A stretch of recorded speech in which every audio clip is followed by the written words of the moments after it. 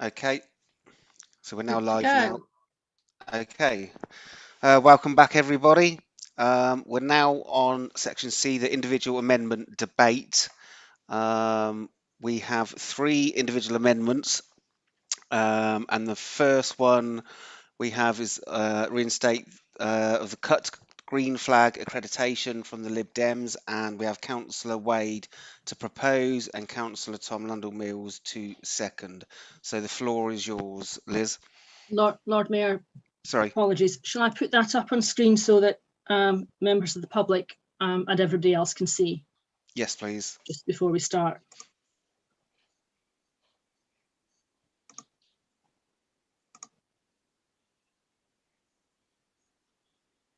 Okay, I'm hoping everyone can see that.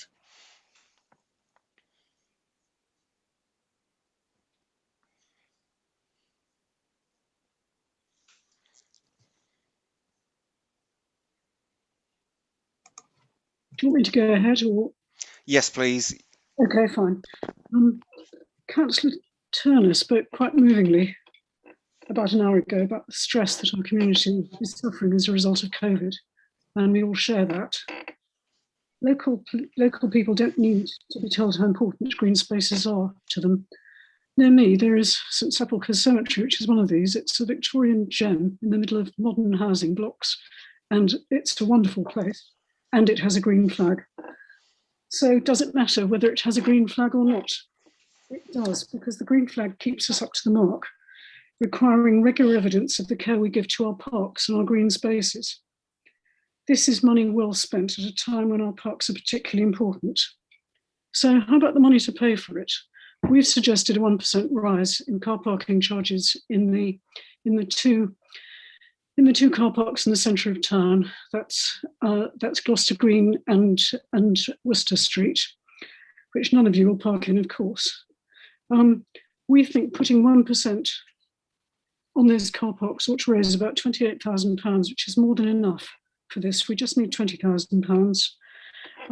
I would be surprised if Labour was opposed to this, because they also want to discourage private car use. That's one of the things that the ZED is about. That's one of the things that the workplace parking levy is about as well. It's unfortunate that when the Westgate Alliance agreement was reached, that we didn't also reach an agreement that they would keep their charges down to the same figure as the car parking charges in our car parks. We failed to do that, but at least we can take the moral high ground, if not the financial high ground, and say that we are keeping car parking charges up because we don't want people in the centre of town. And that's why we think 1% on the car parking charge is a reasonable idea, and in exchange for that we will have car parks that we will not car parks, we will have parks that we all know and love. Right, that is my amendment, my minor amendment to the budget. Thank you. Thank you very much, Councillor Wade. Councillor Tom Lundell-Mills to second.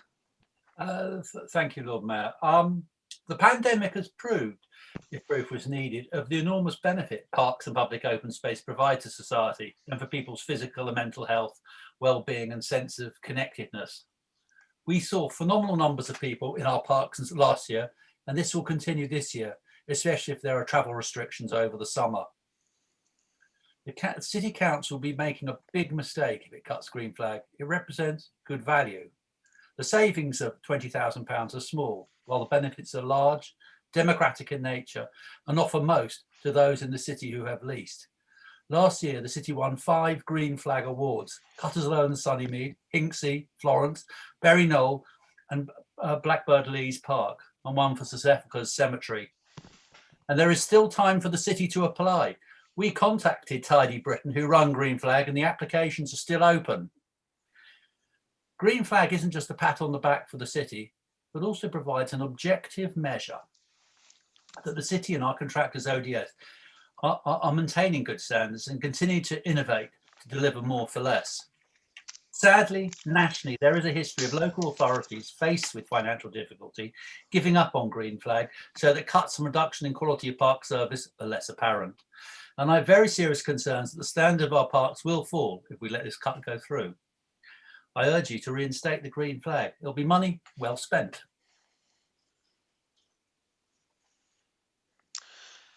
Thank you very much, Tom. Okay, I'll now take questions from the floor. Councillor Linda Smith, please. Thank you, Lord Mayor.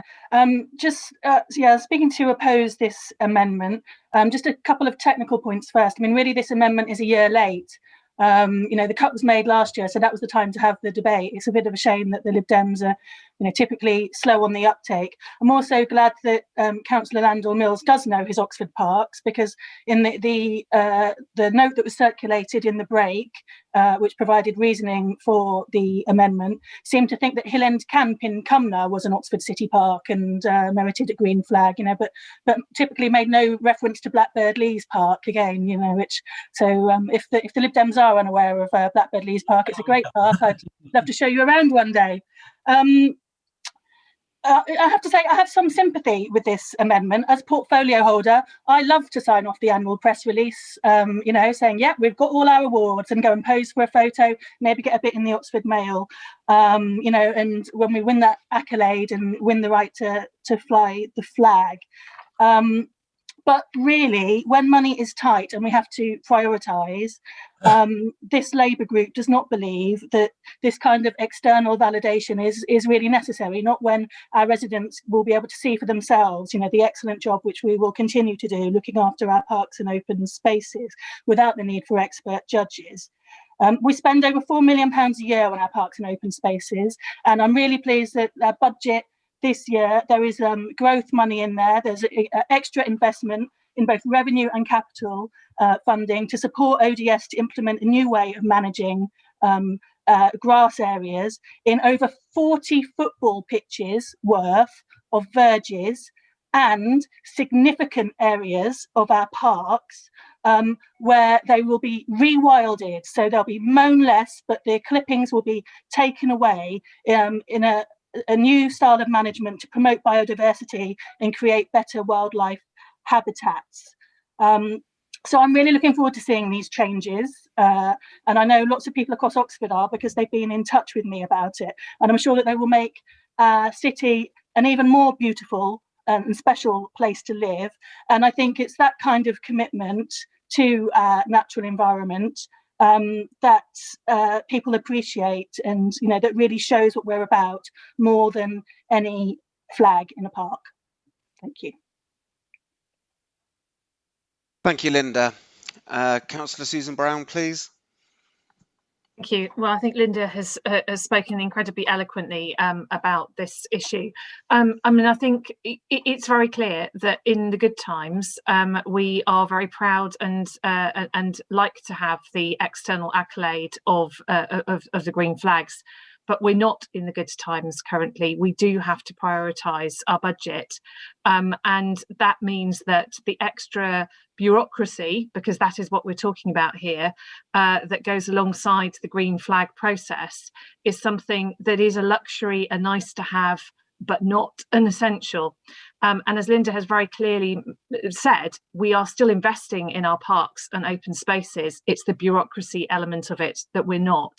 So I don't think it's sensible to be relying on car park income, which we frankly are hoping over the longer term we will be decreasing, because we hope that fewer people will be driving into our city. We hope that people will be using public transport and cycling, and we are over time trying to take out a reliance on car parking in our budgets, and that is the right thing to do.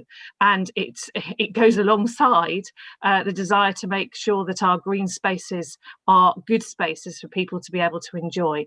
So I don't support this amendment. I think it doesn't add up, and I don't think it's a priority. Thank you, Susan. Councillor Tom Hayes, please. Thanks, Mark. I think there's a basic question to ask here. Are Oxford's parks well managed, and are they valued by the people who use them? And I think it's overwhelmingly clear that Oxford's public feels like our parks and green spaces are tremendous places. We've seen the benefits of it during the pandemic. Do we need to have some national accreditation scheme to give us the best possible endorsement of our parks, or do we just need to talk to our residents on a regular basis and hear from them about the value of our parks? And it's not just the parks and green spaces that we run which help to meet our biodiversity needs. Councillor Smith has just in the last month unveiled 2 tiny meadows, and she's done fantastic work to try and extend biodiversity and wildlife habitat in our city, so that when we're out of the pandemic, young people and neighbours and local people can enjoy those spaces, and we'll be rolling out more of those. We're also convening key citizens and citizen scientists in projects to develop a local nature partnership and to develop a natural resource management approach. We've been working on an urban forest strategy to improve and maintain our 248,200 tree strong urban forest. And we're continuing to plant trees and biodiversity around the city, both to improve our physical spaces, but also to meet our climate emergency. So I think we're fine on the flag front. The last thing I'd say is to Councillor Wade, which is around the zero emission zone. I would have more confidence in the Liberal Democrat approach to transportation if they fundamentally understood the purpose of the zero emission zone. It is to reduce air pollution. It is not to, as a demand management tool, get the number of cars on our roads down. That is what Connecting Oxford is for. Thank you. Thank you, Tom. Councillor David Henwood, please. Thank you, Lord Mayor. So ordinarily, I would advocate using car parking revenue to support public amenities like parks. However, on this occasion, I won't be supporting the motion. I think what we're trying to achieve by welding up areas in Oxford would actually benefit Oxford more as opposed to a green flag. I think the biodiversity measure that we're trying to put into place are incredibly important and will, in the long term, have greater benefits for Oxford as opposed to a green flag. So on this occasion, I'm sorry, I can't support the amendment, but I ordinarily would advocate using revenue from parking areas to support public services. Thank you, Lord Mayor. Thank you, David. Councillor Ross Smith, please. Thank you, Lord Mayor. I'll keep it brief. I do support this amendment, in fact, actually for green flag. I had a meeting with the Friends of Borrow Park, who were very disappointed to hear that this is going to still stay out of the budget this year. And that's one of the reasons we're putting it in. They believe very firmly that the Green Flag Award is a good way of keeping ODS up to the mark with regard to the state of our parks. Several Labour councillors have mentioned this evening about the importance of biodiversity, but I don't see anything at this City Council that is actually wanting to support the changes that will be happening and that will make a devastating difference to the Lye Valley. It's all very good words that I'm hearing this evening, but I'm not hearing protection of that particular valley at all. As regards to the ZEZ, yes, your aim is to reduce car emissions, but you're not stopping vehicles coming into it, to the ZEZ, because they will be charged. So actually, it's an oxymoron, in fact. Please support this amendment for the Green Flag Awards to be kept and for the national validation to have. I think it's good for the council to have the national inspection of our parks, and I think it's a good way of monitoring what ODS are doing with our parks, which are so valued by local residents. Thank you, Ros. Councillor Andrew Gant, please. Thank you very much, Lord Mayor. Just a couple of brief points. Firstly, we just heard Councillor Susan Brown supporting the use of car park charging as a policy tool to discourage private car use in the city centre. I'm sure a little earlier this evening I heard Councillor Tanner opposing it in his remarks on the Green Amendment, so a little bit of a disconnect there. I'd also just think, just to maybe, if I may, just pick up a little bit on this idea that Lib Dems are not giving sufficient attention to parks in the south and east of the city. It might just be worth reminding council that some years ago, the Labour administration put forward a budget for replacing pavilions and published a list of those it was going to replace, which included the building in 5 Mile Drive in Wolfgate Ward. It then spent the entire budget on the others and did not replace the building in 5 Mile Drive. It eventually did so many years later. In the interim, the wonderful Summertown Stars were threatened with being kicked out of the FA because they were asking visiting teams. Councillor Andrew Gant, is this relating to the Green Flag? I'm with respect, No. Lord Mayor, I think I can be the judge of that, can't I?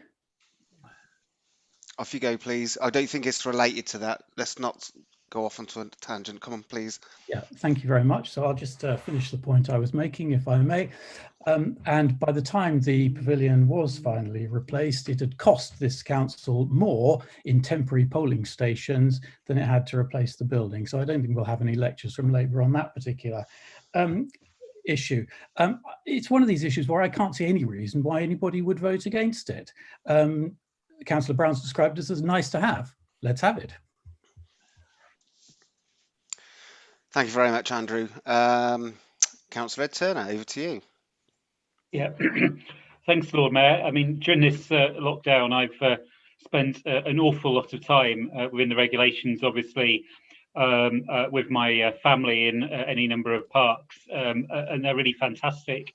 I have to say they're all the better for the presence of playgrounds, and I'm very glad that the playground closure programme of yesteryear, which was proposed by a different administration, wasn't put into place, and we got elected in time to keep the playgrounds. It was interesting to hear the comment about the green flag accreditation keeping our parks up to the mark. From my point of view, and keeping ODS up to the mark in their maintenance, from my point of view, the very best at keeping our ODS up to the mark are councillors and the Friends of the Parks groups, and they do that tremendously well. But I do want to comment briefly on the timing of the car park charge increase that's being proposed here. I don't think we should lose sight of the fact it is a really, really difficult and unsettling time for businesses. And I think in looking in, they would have some real questions about this just at the moment, about an initiative to hike the car park charges. I mean, those concerns about car park charging are often made. There was a campaign run by by the Liberal Democrats in Headington a few years ago when they said businesses are worried that hiking charges will deter customers from shopping in Headington using services and restaurants. And they also went on actually to comment afterwards. They said no consultation has been carried out with residents and businesses on these charges. Once again, they said Labour is imposing top-down measures without asking for residents' views. I really look forward in the summing up to hearing about what consultation has gone on with residents and businesses about increasing the charges at this time. Thank you very much, Ed. And Councillor Sarge Malik, please. Thank you very much, Lord Mayor. I try to be brief, to be honest. Keeping ODS to the mark, I will take offense on that. They always been on the mark. Doesn't matter on the park. ODS is an exemplary organization under the City Council. Their work speaks for itself.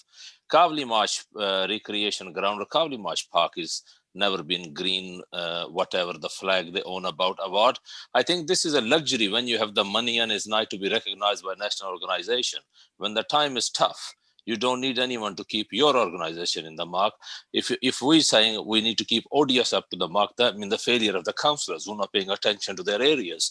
If anybody wants to come to Marsh Park, most used by the local and the other people, you got the cricket nets there, ECB approved, you got the all-weather pitch, you got a jogging track, you got Council Lendelmans talk about the healthy initiative and keeping active. You got all those outdoor gym facilities where you can see all kind of gender, race people doing the exercise, brand new play area. It never went a green flag thing, but it is one of the best parks. So I asked them to come and visit Marsh Park and see the facilities. And ODS doesn't need these organizations to hold up to the mark. It's a great association to do a great work. Thank you. Thank you, Sarge. And over to Councillor Alex Hollingsworth, please. Yeah, thank you very much, Lord Mayor.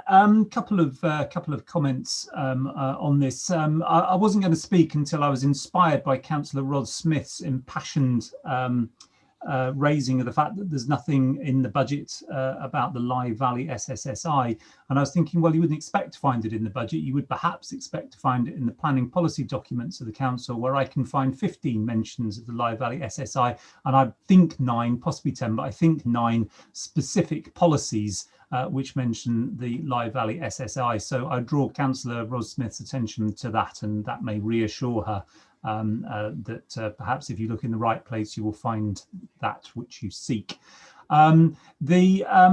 other point I wanted to make is about car parking charges. Now, I recollect when car parking was under my portfolio, and indeed many years ago when I was leader of the council, being repeatedly attacked by the Liberal Democrats for putting car park charges up, and equally being attacked by Craig Simmons for not putting them up enough. So he's remained consistent on that. And I always felt that the approach to car parking charges is one where you need to strike a balance between the different objectives that you're setting to raise money, to deter car travel. That's why we have some of the highest car parking charges in the country, but at the same time to allow the essential uses of those car parks. And I think one of the really important things there is that there is no point writing down on paper money which you're not sure that you will receive. So I will draw everyone's attention to page, I think it's 146 and 147, which the key assumptions for the budget, which was the review of income streams, particularly at this moment where income streams are so uncertain. The income streams that are modelled in the budget for car parking were described as prudent, which to my mind means that simply assuming that you can get some more without testing whether that's going to be possible or not is possibly slightly edging towards imprudence. Now, you know, I'm sure Councillor Wade would never wish to be imprudent, but nonetheless, there is a risk here that if you back expenditure up with income you don't actually get, you end up just creating a hole in the budget. And I think it's better to take that prudent approach which the budget report recommends rather than conjuring money up, which in the end may not come through and leave you with a problem. Thank you very much, Alex. I'm going to say a couple of words. I was a former cabinet member for parks, sports and in leisure. I do sympathise with the Lib Dem amendment, but as it's been reiterated already, it is a nicety and we need to prioritise our budget through the challenging times. I don't like to use the word I, but it was I who strongly encouraged officers to look at Blackbird Leys and have a green flag park. But I can assure you, I'll be keeping an eye on the green parks and the spaces as a sports champion. But I know that under the leadership of Linda Smith and Louise Upton, we don't need a green flag to look at the standards of our parks. I have full faith and confidence in our parks officers to ensure they'll be kept up to spec. So I can't agree with this amendment, and yeah, that's it from me. Thank you very much. Lord Mayor, I presumably can sum up at this point. Yep, I was just getting to that. Yes, of course you can. Off you go. I didn't mean to jump in. No, I just okay. don't want the other amendments talked out by the fact that we're spending too much time on this amendment. So very briefly, on a technical point, I didn't mention Blackbird Leys Park because it isn't on the green flag site, but the Hill End Centre is. That it's described as being an Oxford city, although I agree it's not exactly in the middle of the city. Anyhow, so perhaps we need to contact Green Flag and put them right on that. We aren't a year late. We can put in the application. We can have a green flag later on this year. Points made by Tom Hayes. They are well managed already. They're incredibly well managed. We're proud of them. We're proud of the commitment of Chris Bell and other members of the Parks Department team. But validation matters to them as it does to us. Everybody likes to have their work recognised, and this is one small way that we can recognise it. Councillor Turner said the timing of the car park increasing isn't good. It's a difficult time for businesses. Again, we would all concur with that, but it's also a very difficult time for the bus companies. We know that the straits that they've been put to at the end of the pick-me-up service and the reduction in the number of buses. We want people back on the buses. We want people cycling. We even want them walking, or we want them on the e-bikes, which are being tried out in Headington at the moment. It's been mentioned that district centres have a different view. District centres are not like the city centre and they have different pressures on them. But if we're serious about air quality and freedom from excess traffic in the city centre, then a slight increase in parking charges will actually mean that we can do this very small thing to actually make sure that our parks are safe and well cared for. So I hope that enough of the members here present will feel it within their power to agree this amendment. Thank you.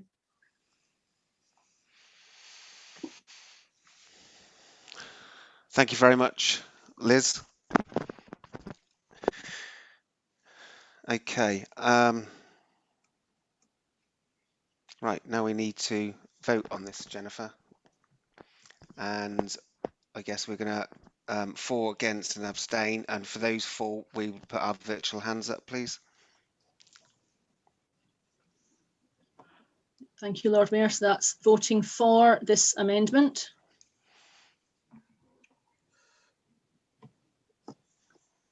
And let me just...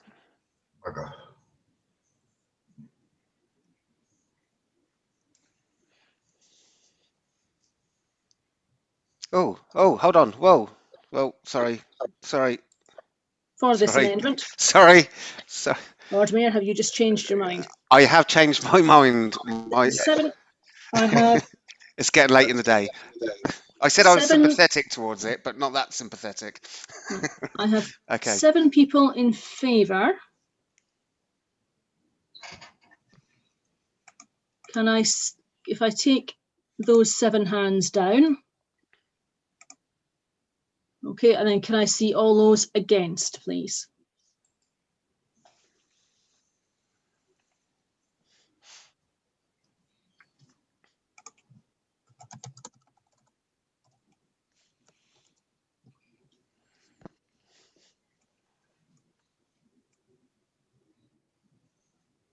Okay, I'll just give people a second.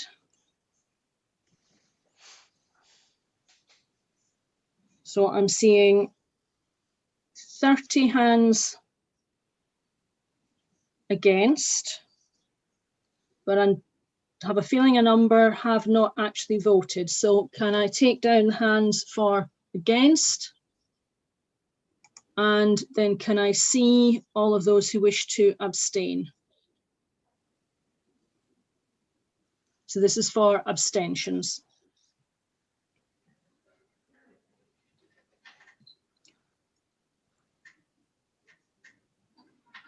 40, so that's 3 abstentions, so that's 40. And if anyone hasn't voted, yes, would they like to shout out? Yeah, sorry, Jennifer. It's Susanna. I lost my connection for a while, but I'm voting against the amendment. Okay, and anyone else? Yes, me. Sorry, Jennifer. Yeah, I thought I'd pressed the hands, but I hadn't. I'd like to also vote against. Okay, so that's 7 for, 32 against, and 3 abstentions. So that's lost. Have we lost one councillor? I think we're 1 short. 2, 30, that's 42. And we had 43 on the last. No, we had 42. We're okay. Oh right, sorry. Yes. We've got 42 in the room. My apologies. Okay. So that falls. Okay, and we have 15 minutes left for the other amendments. Lord Mayor, would you like me to put the next one up? Yes, please. Sorry to be pedantic. I thought we had 12 minutes left.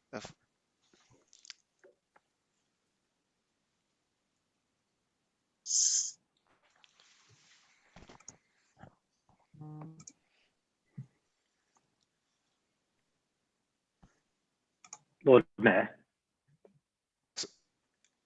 Yes, Tom.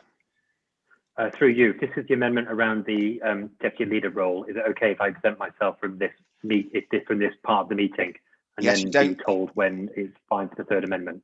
Yes, you don't have to, but if you want to, you can. I don't have to, but I think it would be appropriate. Okay. Thank you. Noted. Okay. Can everybody else see this on the screen? So this is proposed by Councillor Andrew Gant. And this is, sorry, go on, introduce it, please, Andrew, and speak to it. Lord Mayor. Sorry, Susan, yes.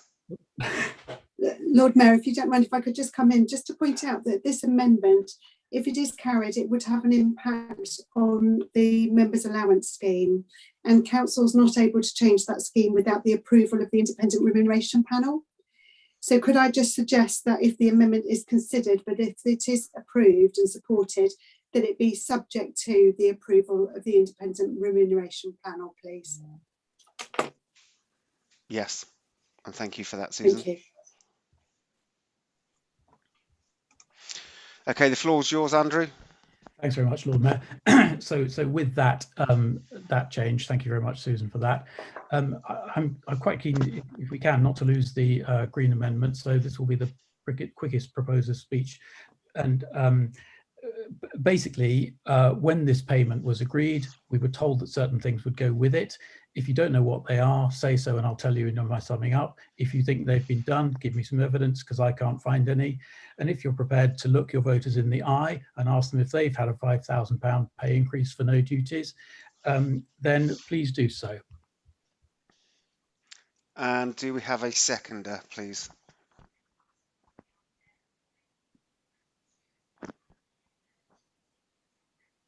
Yes, you do, Lord Mayor. Thank you, Steph. Right. Can I begin? Yes, go ahead, floor's yours. Thank you. I think this almost falls under the nice to haves. So this ongoing non-statutory second deputy leader raises two questions. Why does the Oxford City Council still need two deputies? And how can we justify this ongoing expense? In this council, many have been persuaded when there was a transition from one leader to another that it was helpful to have a second deputy leader to provide support. You know that this extra expense has been questioned on many occasions. Some years later, we have a duty to ask if that need still exists. By now, we feel the council leader should have enough experience to carry out the tasks of her role without such extensive assistance, if that is indeed the case.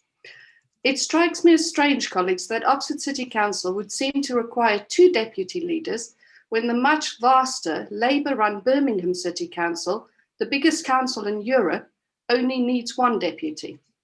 How can Oxford City Council justify this additional post when it is much bigger, when it's much bigger council to the north makes do with just one? Chelmsford City Council, which is similar in council type to Oxford, although with a larger population, also has only one deputy leader. I hasten to add it's a Liberal Democrat-run council. The second deputy position is not a statutory position, and therefore, by implication, it is temporary. Our role as the official opposition is to question whether this second post is really still required and for how much longer the leader of the council thinks she will need it. I do hope that all councillors will ask the same. Some of the costs saved by this could actually go towards the Green Flag Awards. Thank you very much. Okay, thank you, Steph.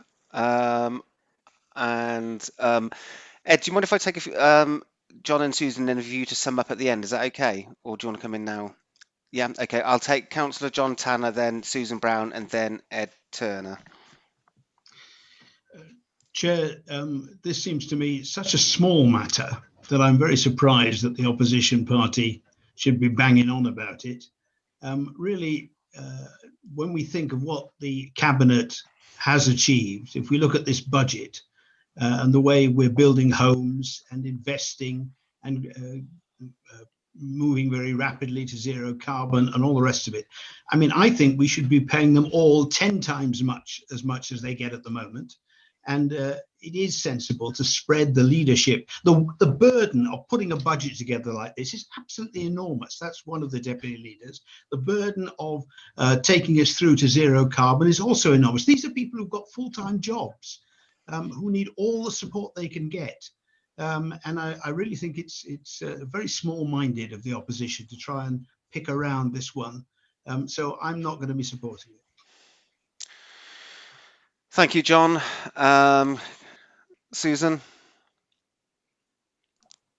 Yes, thank you, Lord Mayor. We are in the annual unedifying debate about the deputy leadership of the council, which is based on a total misunderstanding, or which I can only conclude is deliberate because it's been going on for several years, about how the actual budget works, which is that there is a total budget for members' allowances, out of which this money has been redistributed. So if we don't distribute it in this way, then we would distribute it in a different way between the cabinet members. So I don't understand the ignorance that brings this particular proposal annually to council, other than to see it as a personal attack on my two excellent deputies and previous excellent deputies, who are performing a really useful role as part of the leadership team of this council. And yes, there is plenty of room for an inclusive leadership team within our council. And yes, other councils operate in different ways, but I think it's a very good thing to have a larger leadership team.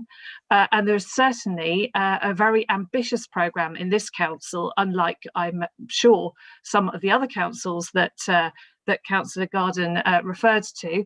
And yes, we do need to have a broad leadership team able to deliver that. So I am personally very grateful to the deputies that I have had since I've been council leader, and I believe so was my predecessor who actually founded the second deputy post in the first place. So I certainly advocate that people vote against this particular amendment.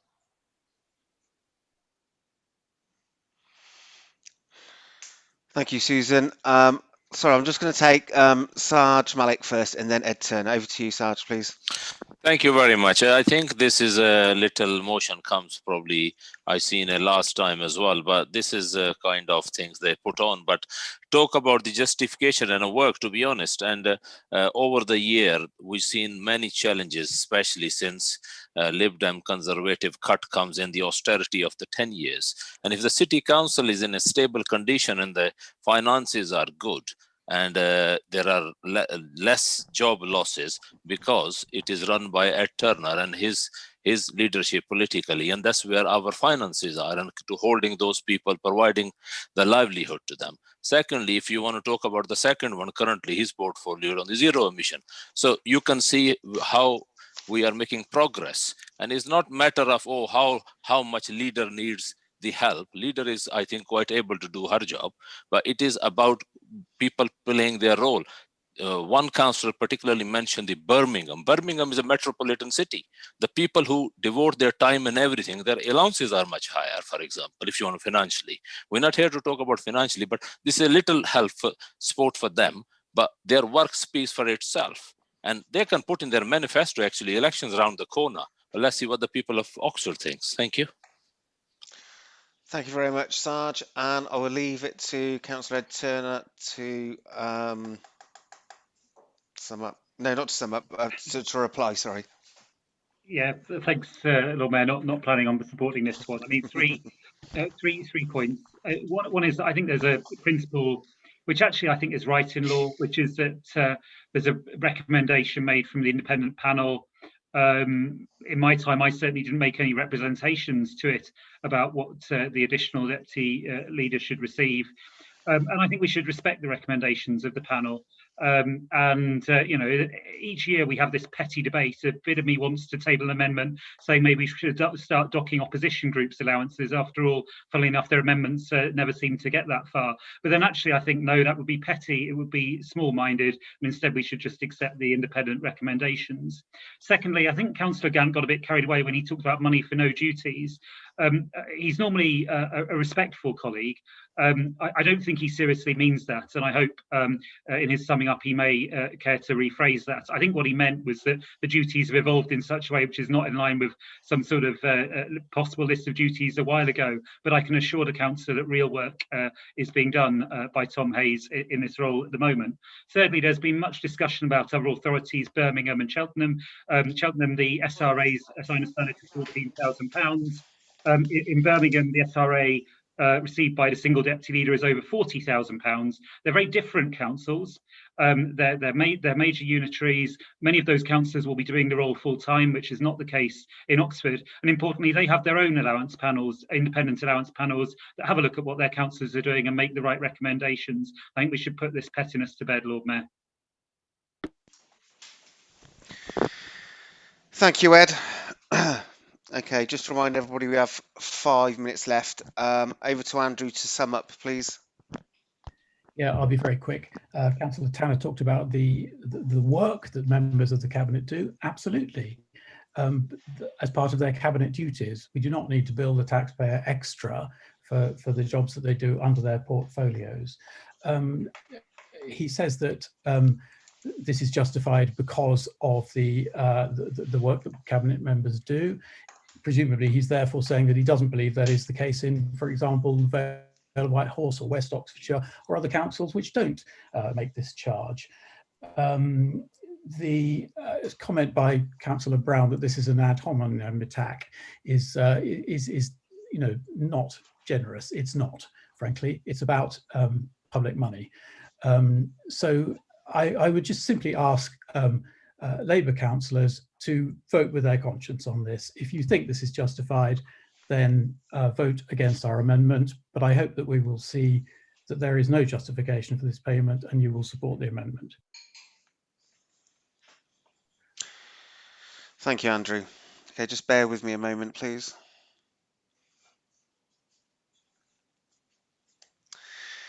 Okay, we're now going to take this to the vote. So, same again, to raise your virtual hands for those for the amendment, those against, and those abstaining. So, through you, Jennifer, so those for, and please give Jennifer time to clarify when she's counted all of the votes, please.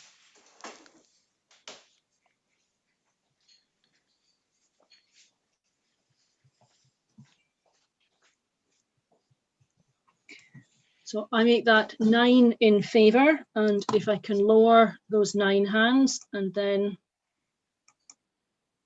can I see all those against? Councillor Altaf, have you put your hand back up?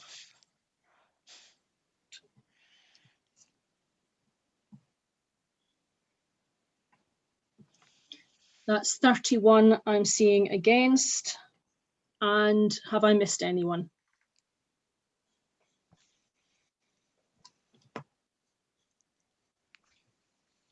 I see none.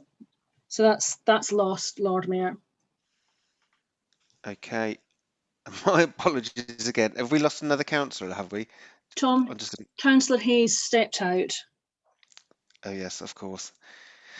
Okay. Would you like to invite him back in, please? And I need some clarity from Susan and yourself, Jennifer, because there's a third motion, but I believe we have just under 2 minutes. Yep. So that's right, Lord Mayor. And how do we want to propose this? That Chair, if I might make a suggestion, we could simply put it to the vote without debate. As a proposer, I was going to say exactly the same thing, Councillor Tanner. Thank you very much. Okay. Lord Mayor, may I put it up on the screen? Yes, please. So the you're public voting can on. see it. Yes.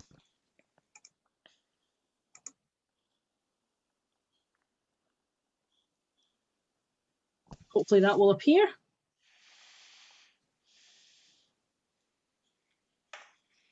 Okay, so it's a composite proposal.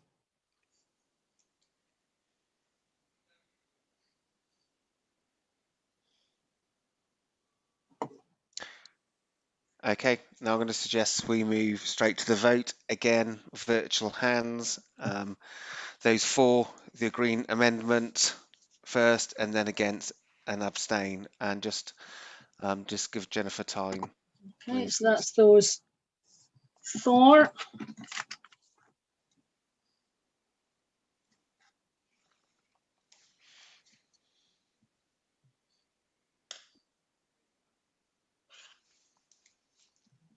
Yeah, I'm seeing 6 hands for.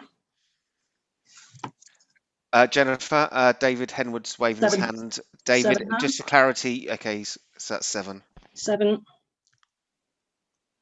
Okay, if I lower those hands.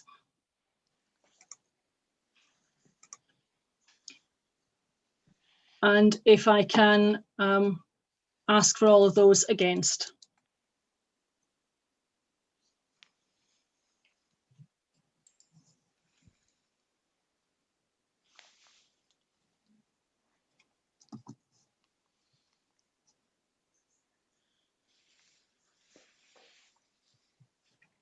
So I'm seeing 30 against, and I'm going to lower the hands for against. And can I see anyone abstaining?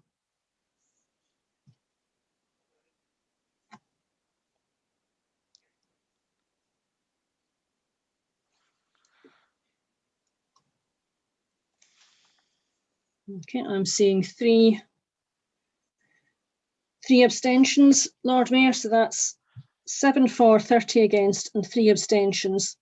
That is everyone, including Councillor Hayes, and that's lost. Sorry, just for clarity, 30 against, 7 for, 3 abstentions. So that's the 40. I think, yeah. Okay. Lord Mayor, I've just come back into the meeting. Can I vote against? I thought so because we were 1 short, because yeah, it's 40. We had 41 councillors present. So can I just have a bit of guidance on this? So we've already voted, have we?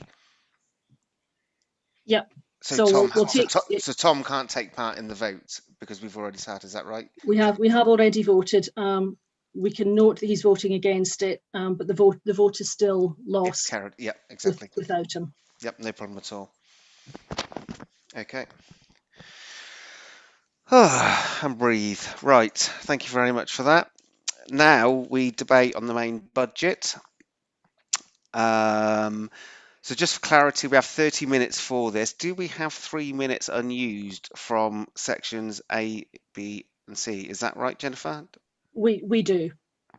So we have 33 minutes to debate on the main budget. Okay. Who do we have first? I'll open it up to the floor, and we have Councillor John Tanner. Over to you.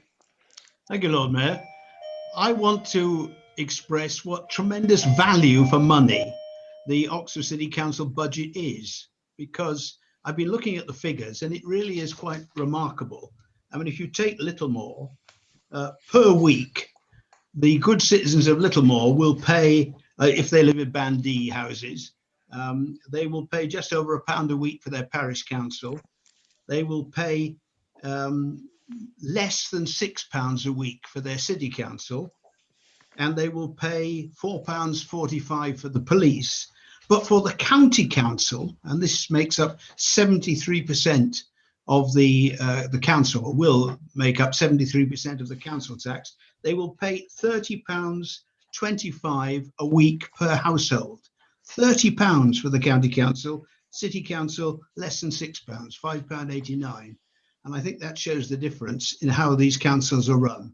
So I'm going to be supporting, if for no other reason, and there are lots of other reasons, I'm going to be supporting the Labour budget tonight because it's tremendous value for the residents of Oxford.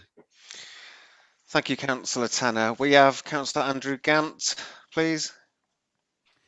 Thank you very much, Lord Mayor. Just very briefly, interesting point from Councillor Tanner. Of course, as a former very distinguished and long-serving county councillor, he's fully aware of the difference in the size of the budgets, and also in the fact that this council, with my support, has exercised its right to put up council tax by the full amount, while the county did not. So it's a slightly tendentious point.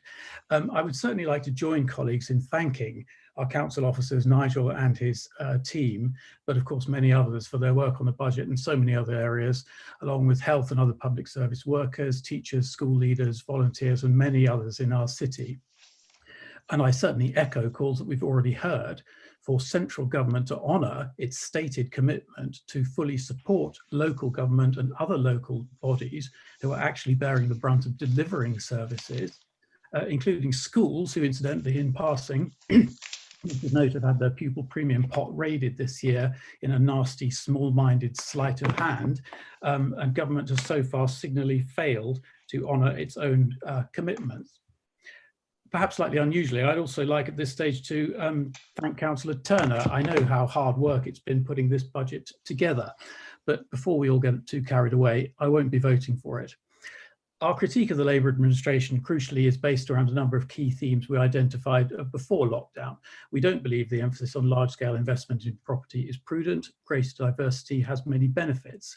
We have concerns around the state of some other capital projects, and I hope that Labour councillors will not repeat the untrue statement that we've heard tonight that our budget amendment proposed the scrapping of the redevelopment of East Oxford Community Centre. It did not, as was pointed out by others.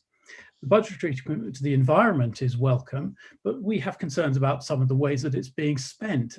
This council's priority is run up against its dysfunctional relationship with the county council. There are concerns about the cost-benefit analysis in the Zero Carbon Council by 2030 report. There are concerns about things like modelling in the so-called ZEZ and Connecting Oxford proposals. And there's nothing here about unpicking the damaging deal with Westgate over parking charges, which we've talked about. We were clear last year that our tourism organisation needs the support of the City Council to help rebuild our vital visitor economy. The small sum in this budget, which has been mentioned, is government grant. It is not a commitment by this council. The withdrawal of the grant was short-sighted and destructive, and the boarded up visitor centre in Broad Street is a sad reminder of that folly. It's not in the interests of our city to reduce the number of planning committees. In his opening remarks, Councillor Turner did not mention the damage to our economy from Brexit. Councillor Andrew Gant, your time is up. My apologies. I usually give a 30-second warning. I didn't. It's a bit late in the day and I forgot. But thank you very much for your contribution. Appreciate that. We have Councillor Tom Hayes, please. Thanks, Lord Mayor. It's always interesting to follow Councillor Gant when he talks about damaging deals. We all, of course, know what the damaging deal was between the Liberal Democrats and the Conservatives for 5 full years, which did so much damage to this city and to this council, which this Labour council has been undoing and has been helping to support people through. Now, what does this budget achieve? It achieves a fairer, kinder, more prosperous city. It helps to bring about a city where people can feel belonging to the people and the places they love. That's a big vision. You look at the budget lines and there's really important things in there, but overall, there's a really big vision there. And that stands in very marked contrast with the amendments and the visions such as they're described by the other parties. Now, I want to focus specifically on the climate elements of this budget, of which there are many. I think the headline for me really is that the Labour Party in leading this council are committing £50 million over the next 10 years to efficiency measures in our council housing stock. We're proposing to work with our council tenants and citizens to help them to save money and to save carbon emissions, and to work towards our target of 95% of our council stock being energy performance certificate rated C or above by 2030. That's a big deal. That's a big deal matched by a big investment, and we should all in this council be proud of that. It's Oxford Labour that's delivering a balanced budget in spite of the toughest times we'll know, and we're committing millions in new investments. If you want to talk about vision, it's the City Council leading the new Zero Carbon Oxford Partnership, supported through this budget, to achieve a zero carbon city by 2040. If you want to see what the major employers and stakeholders in the city think, they think the City Council's leading and that we've got credibility in this area. It's also about introducing a zero emission zone. That's a really big deal. It's going to be the UK's first zero emission zone, and we're funding the implementation of it this year. Similarly, congestion busting measures. That's another big deal. We're actually addressing one of the major problems identified by our citizens. And then lastly, it's just worth saying that the City Council's financial contribution to creating a zero carbon city by 2040, but also in ourselves becoming a zero carbon council by 2030, is matched by tens of millions of pounds that we've helped to bring into the city by showing leadership and climate action. And I'll just close by saying that we made a commitment to becoming a net zero carbon council. We're going to do that this year as a staging post to becoming a zero carbon council by 2030. And we'll be able to go out to our electors and we'll be able to say to them that if you truly care about saving the planet, then you absolutely need to be voting Labour, because we're the party that's going to eliminate our carbon emissions as a council. We're the party that's going to help clean up on carbon emissions as a city. So I want to thank Ed, I want to thank officers, and I want to thank all of my Labour colleagues for working together to pull together such an ambitious vision for our city. Thank you, Councillor Tom Hayes. And we have Councillor Saad Malik, please. Can I go? Yeah, go on, you can go, on. Thank you, Lord Mayor. I'd like to start thanking Nigel Kennedy and his team, doing such a tremendous job, and then basically going through all the party budget and everything and the hard work they put in year in, year out. Thank you very much. And I also like to thank few other people. I mean, the pandemic and the difficult time we go through. I like to thank previously Linda Smith, now Mike Rowley, doing a great job on the homeless people, not letting anyone sleep in the street in a so much difficult time. I like to thank the people of the ODS, not just the senior management, the ordinary folks who come and pick up our bins, the lorry, the street cleaner, where we've been told to stay home, be safe, don't go out. And they go day in and out every single day, cleaning our street, collecting our bins. They are the real champions. They're doing a wonderful job. And all above that, doing jobs on the housing. I must mention Paul Leo, the way he has conducted as an officer on the community side. I would like to thank Nadeem Murtaza, his leadership, creating the community hubs and going around and running that team in such a difficult time. When I thank all those people, is also thanking those people carrying on their work cost money. And this council administration, I think, done very well in this difficult, challenging time. Once again, Ed Turner, I think, rose to the challenges, and he created with his team, again with the officers. This is a wonderful budget. I'll vote for it. Thank you, Sarge. I did notice, Lubna, you had your hand up earlier. Have you taken it down, or do you want to speak? I'm just giving you the opportunity.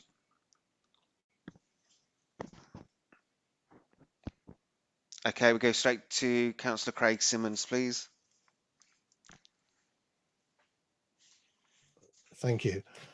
Just as in response to Councillor Hayes, I mean, delivering a zero carbon city is about the science. It's not about the politics. It's about having the funding, and it's about collaboration. You will not get a zero carbon city if you just say, I'm going to deliver it, you can't. And I think it's about working together. You've seen the businesses. Not all of those might be Labour supporting businesses. Maybe they're Tories, maybe they're Lib Dems, maybe they're Greens. The point is we have to collaborate. And when I hear people say things like, you can only get to zero carbon by voting for one party, whether that's a Green Party, whether that's Labour, it's anything.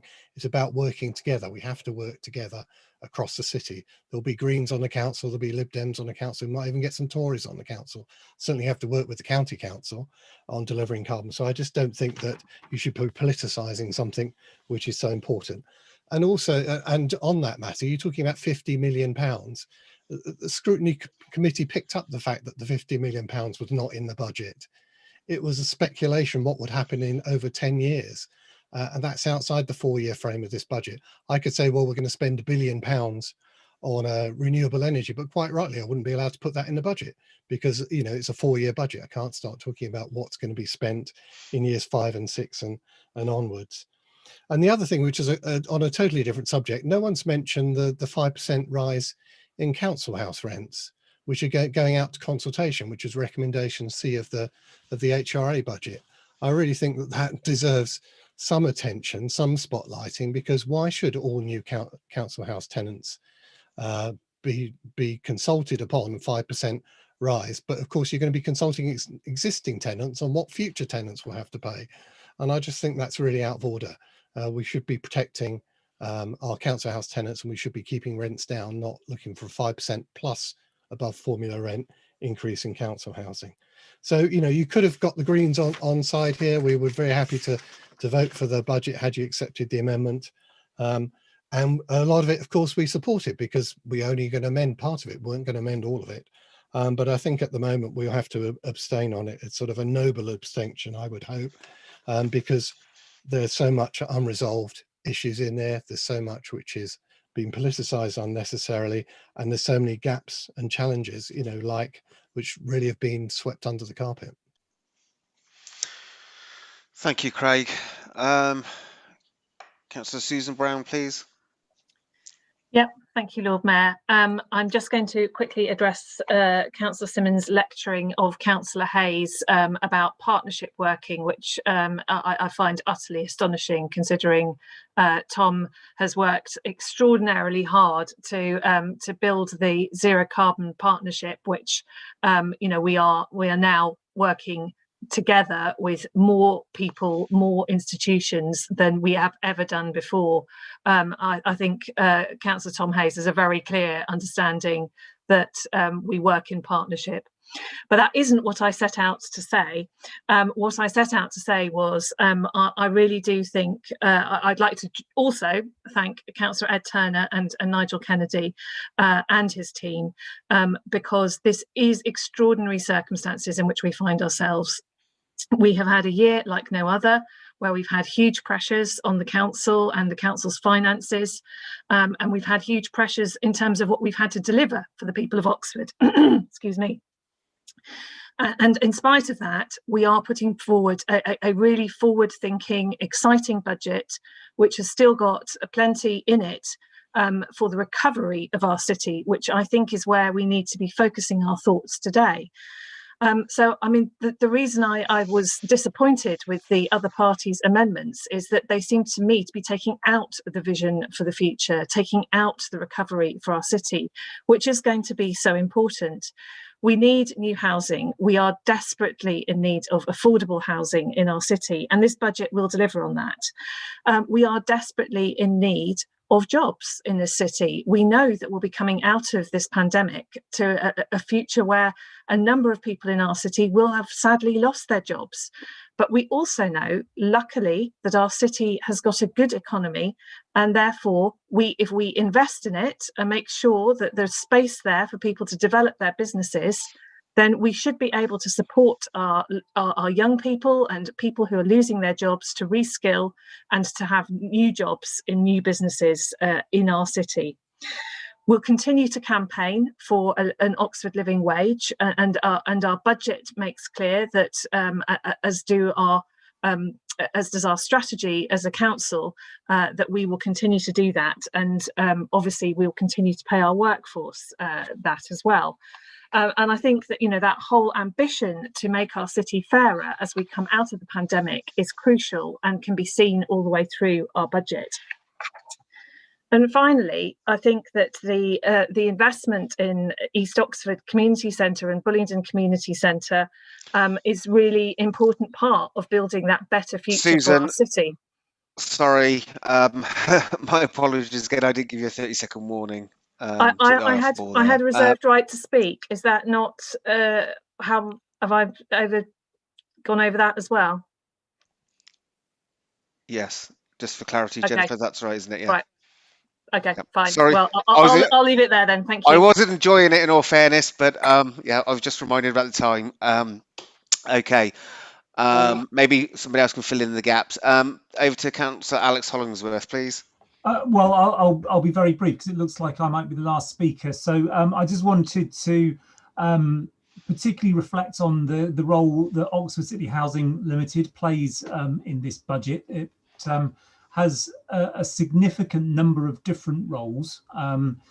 It's our development company over the period of this budget. I mean, it doesn't quite match up terribly neatly with the development programme, but we are proposing to build nearly 600 houses through the development company, 620 council houses in total, including those developed within the HRA and through the regeneration partnerships, and 200 or so houses for market sale. The sale of those houses will pay for a large portion of the social housing and deliver a really significant profit back to pay for services. So, and I think it's been mentioned before, the innovation of having a housing company whose profits are recycled to pay for council services is something that's really important as part of these budget proposals. It means that rather than those profits heading out of the city and potentially out of the country into the pockets of shareholders, they are retained and they are reinvested. Moreover, the company enables us to develop a range of social housing, shared ownership housing, and so on. What I'm really delighted about is that none of the amendments proposed in any way to change that programme. I think Councillor Simmons's amendment to add funding for zero carbon, I think, is an interesting one, and I'm very happy to talk to him and to the Climate Change Review panel about that and see what the impacts of such a thing going forward would be. But what I'm particularly pleased about is that nobody's proposing taking any of those sites out because they happen to be difficult for them in their local wards. And certainly I will be looking as we go forward for the whole council to back enthusiastically the allocation of housing sites for development, and as long as they're developed properly and with appropriate development proposals, to see that support in principle for those developments be maintained, even when the gale of public opinion might be blowing in the other way. But I think it is critical. It's a moral imperative to provide housing for people who need it, and we know that that is an enormous number of people living in overcrowded and unsuitable accommodation across this city. But it's also a financial imperative, because it is that which is Thank you, Alex. This budget add up. You've forgotten to give me the 30-second warning, so I thank you very much. I did. Okay. Thank you very much. And we have Ros Smith, and I'll keep an eye on the timer. Floor's yours, Ros. Don't worry, Lord Mayor, I shall be very short and to the point. I'm surprised actually by some of the things that I've heard Councillor Tom Hayes say this evening. If he's so keen on partnership working and so enthusiastic about it, why hasn't he invited opposition members to his summit as such? I was very disappointed not to see inclusion in that way after the speeches he's given this evening. The other thing I like to just mention, of course, is that we have, as the leader said, seen changed times and seen some families struggle. My own family is not immune to that, and in fact, my husband has lost his job in this pandemic. So we are looking at financial tightening of our belts here too. But given that the government has actually granted councils money to support those that are doing self-isolation, so that's workers in hardship, I'm really surprised by the TUC's findings that have recently been announced that show councils in different areas actually managing different percentages to actually get that £500 to each worker that actually needs it while they're self-isolation. I don't think Oxford can congratulate themselves at all. Fellow councillors will know that the Vale and South have actually managed to get over 50% of their applications agreed and through. Rochford and Torridge councils have approved more than 70%.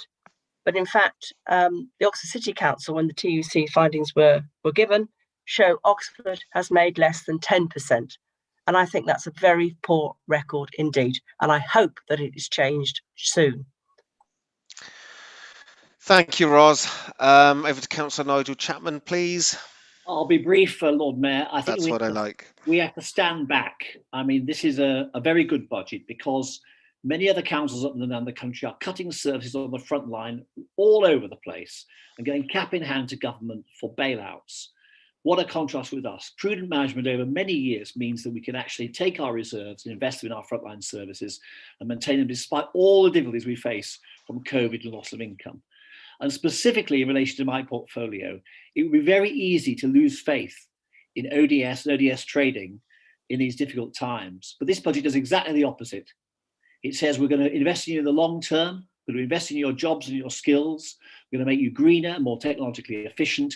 And as a result of that, we will return significant dividends back to the council to invest in public services. Again, an example of the long view, a long view to protect vulnerable people, their jobs, and quality and standards in the city. And for those two reasons alone, never mind all the other arguments tonight, this is a budget worth emphatically supporting 100%. Thank you. Thank you, Nigel. Councillor Linda Smith, please. Thank you, Lord Mayor. As our leader got cut off, Councillor Linda. Oh, sorry. Yeah. Can you hear me? As our leader sorry, got the floor cut is off. yours. Yes. Got cut off just as she was about to touch upon the Bullingdon Centre. I'll start there and say, you know, I'm really delighted that this budget for next year includes the full £1.5 million needed to demolish and rebuild the Bullingdon Community Centre in Peatmoors, which is a small but much loved community asset which has served the Lye Valley area for generations, and it's brilliant that this council will continue to support them to provide the range of community activities that go on there, you know, serving members of the community of all ages. When it comes to leisure services, this Labour administration will make budget provision to support the reopening of our leisure centres when it's safe and sustainable to do so, and we will continue to prioritise inclusive and accessible leisure services with free swimming for Oxford children and generous discounts for residents on the lowest incomes. Not only that, but we've secured the whopping £10.9 million of external funding to invest in converting our leisure centres into using clean energy.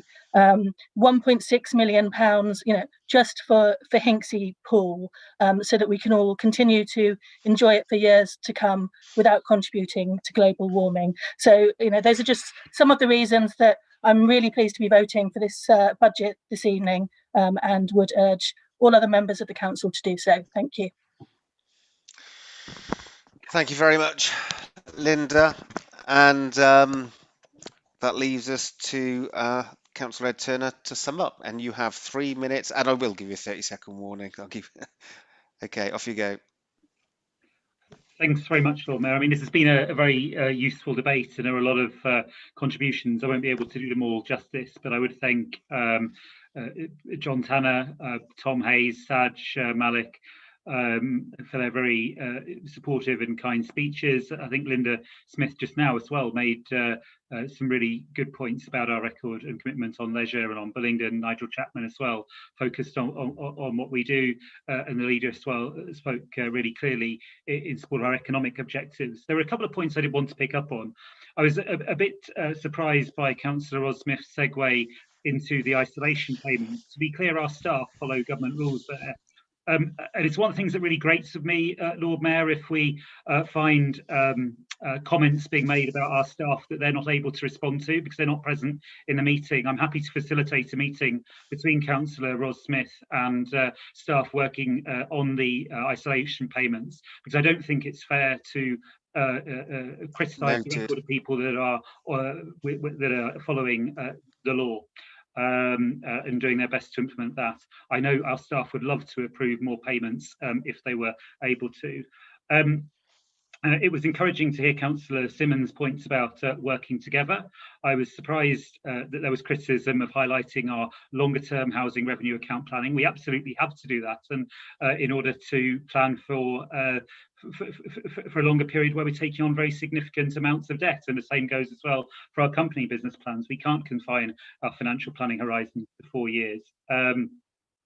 And lastly, Lord Mayor, I think Councillor Hollingsworth made a really important point about the need when we embrace certain ends, for example, ending homelessness, we have to will the means, and that will sometimes be building houses, or the same might apply, for example, to solving some of the problems in Oxford around congestion. Well, sometimes as well, we'll have to support the means there. And so I just hope that in agreeing this budget, we'll also then support the means which are necessary, for example, full-throated support for new housing where it's inappropriate and in line with our local plan. It's been a long debate, Lord Mayor. It's not improved, I think, by being over Zoom. I thank everyone for their patience. I think we've done a great job as an authority, regardless of what political party we come from, during this pandemic, trying to do right by our city. 30 seconds. And I very much hope that with this budget, we'll be able to do the right thing by our city in the future as well. So I'd hope for support for the budget tonight. Thank you, Ed.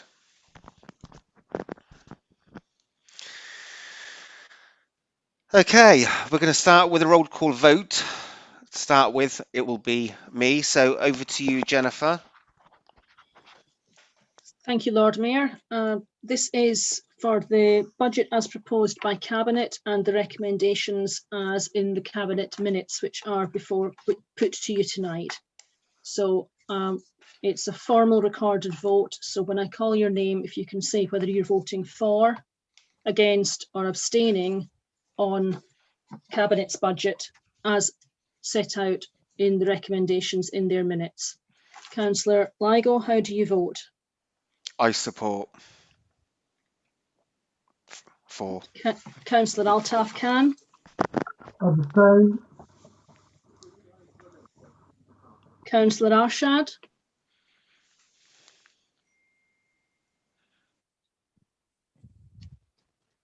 Councillor Azad. For. Councillor Aziz. For. Councillor Bentley Summers. For. Councillor Brown. For. Councillor Chapman. For. Councillor Clarkson. For. Councillor Cook. For. Councillor Corres. For. Councillor Curran. For. Councillor Fry. For. Councillor Gant. Against. Councillor Garden. Against. Councillor Goddard. Against. Councillor Gotch. Abstain. Councillor Hayes. Support. Councillor Henwood. For. Councillor Hollingsworth. For. Councillor Howlett. For. Councillor Humberston. For. Councillor Kennedy. For. Councillor Landell Mills. Abstain. Abstain. Councillor Lodge Megson. For. Councillor McManus. For. Councillor Malik. For. Councillor Munkongi. For. Councillor Pressel. For. Councillor Rowley. For. Councillor Sim. For.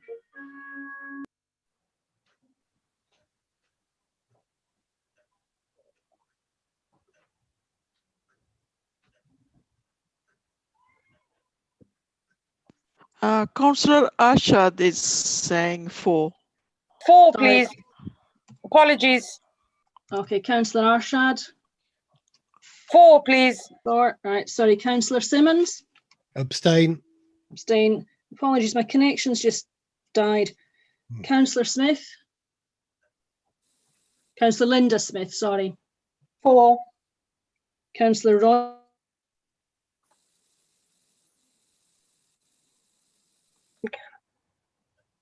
I can't hear. Councillor Ross Smith. Thank you. I'm sorry, I couldn't hear you. I too lost connection then, or you did. Yeah, I'd like to abstain. Okay. Councillor Tanner. For. Councillor Tarver. For. Councillor Taylor. For. Councillor Tidball. For. Councillor Turner. For. Councillor Upton. For. Councillor Wade. Against. And Councillor Wolfe. Abstain. I think I've got everybody. It's 1, 2, 3, 4, 5. That's 6 abstentions. 4 against.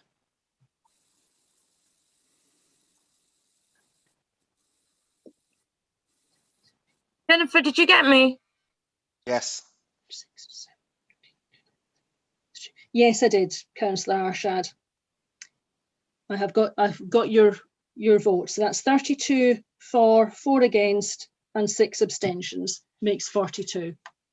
Thank you very much, Jennifer. Thank you.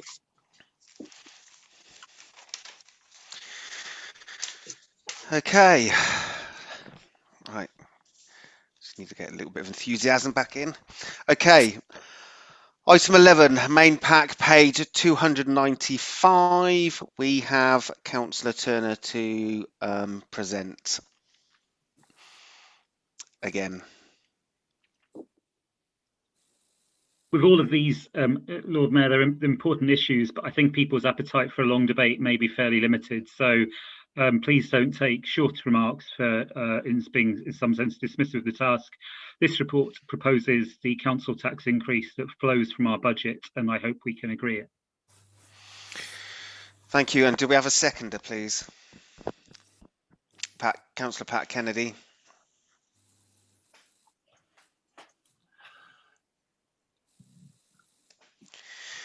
Okay. Again, a recorded vote must be taken. In your hands, please, Jennifer. Indeed it must, Lord Mayor. We'll do this in the same order as before. So that's to approve the recommendations that were set out in the report on council tax. So that's setting of the precept and the 7 other recommendations in that report. Councillor Ligo, how do you vote? For. Councillor Altaf Khan. Abstain. Councillor Azad. For. Councillor Aziz. For. Councillor Belly Summers. For. Councillor Brown. For. Councillor Chapman. For. Councillor Clarkson. For. Councillor Cook. For. Councillor Cornes. For. Councillor Curran. For. Councillor Fry. For. Councillor Gant. For. Councillor Garden. For. Councillor Goddard. For. Councillor Gotch. For. Councillor Hayes. For. Councillor Henwood. For. Councillor Hollingsworth. For. Councillor Howlett. For. Councillor Humberston. For. Councillor Kennedy. For. Councillor Landell Mills. For. Councillor Lloyd-Begson. For. Councillor Ligo. Already taken. That's true, sorry. Councillor McManus. For. Councillor Malik. 4. And by the way, you forgot to call Councillor Rashad. I did, apologies. I will come back to Councillor Arshad. Councillor Munkongi. For.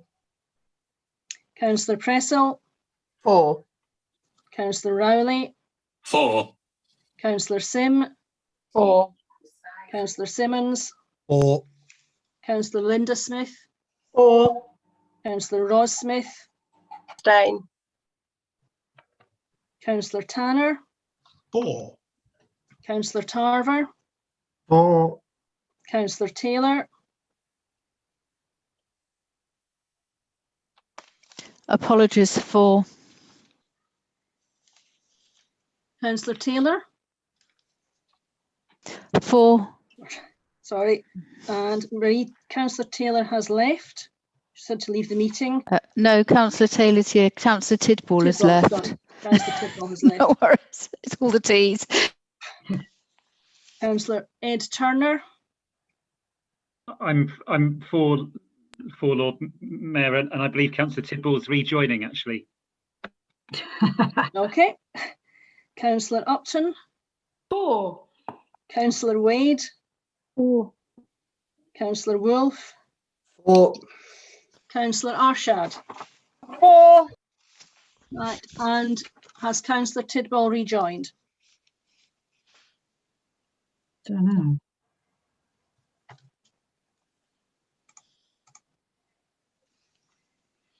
I'm not seeing her. I think I've got it, Bribdy. So that's 2 abstentions, none against, and 39 for, Lord Mayor. Thank you very much.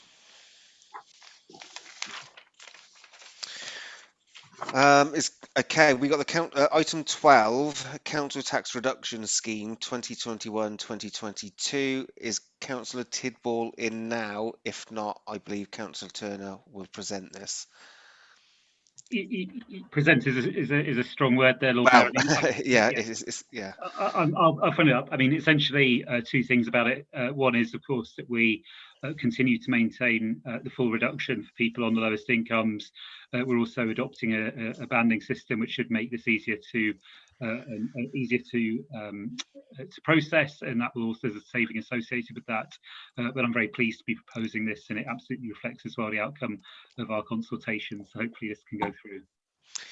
Thank you very much. And do we have a seconder? Councillor John Tanner, thank you.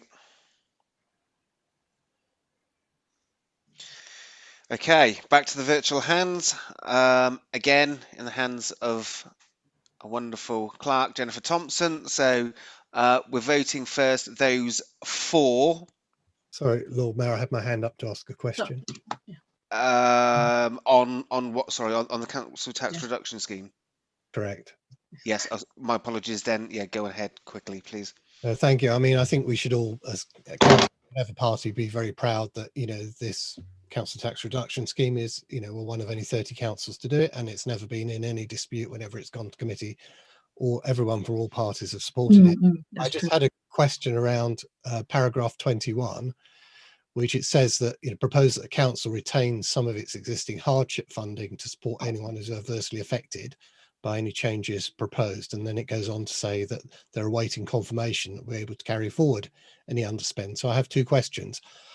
Looking through the rest of the report, I didn't think there was anyone who was going to be adversely affected, so I'm surprised by that paragraph, so someone could clarify it. And secondly, have we been given confirmation that we can carry forward that underspend? Okay, I'm going to hand over straight to Councillor Ed Turner, please.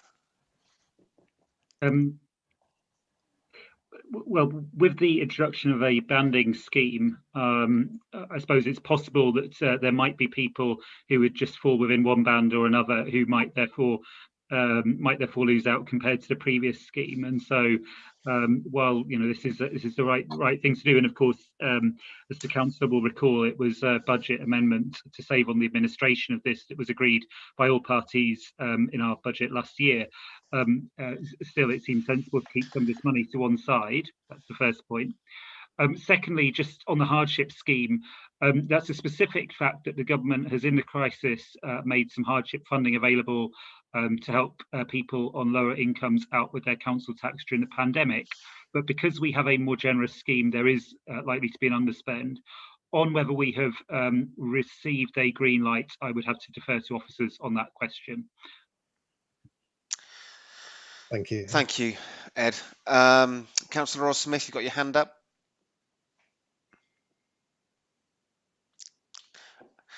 That's good, in a nice way. Right, if we can then move to the vote. So I'm in your hands again, Jennifer, and we are voting for first, and then against and abstain. So those voting for, please put your virtual hands up, including myself.